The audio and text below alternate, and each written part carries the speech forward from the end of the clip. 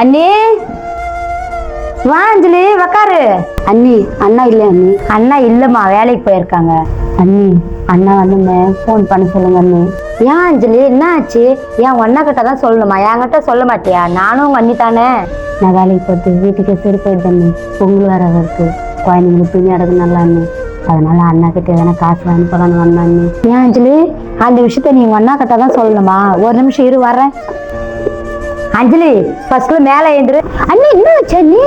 இந்த அஞ்சலி உனக்கும் பசங்களுக்கும் நாங்க எப்போ துணி எடுத்து வச்சுட்டோம், பொங்கல் நல்லபடியா கொண்டாடணும். அண்ணி எனக்கு வேணாம் அண்ணி, பசங்களுக்கு மட்டும் போதும். அந்த புடவை நீங்களே கட்டிங்க அண்ணி. நீ ஏமா துணி வேணான்ற? நானும் உங்க அண்ணா சேர்ந்தான் உன்னை ஒரு குடிகாரன்னு கல்யாணம் பண்ணி வாழ்க்கை இந்த மாதிரி ஆவறதுக்கு நாங்க தாம்மா உன்னை கடைசி வரைக்கும் நல்லா பார்த்துக்கணும். அண்ணி நீங்க எனக்கு அண்ணி இல்லை அண்ணி, ஒன்னு அம்மா அண்ணி. அண்ணி போயிட்டு வரேன் அண்ணி. பத்திரமா போயிட்டு வாம்மா.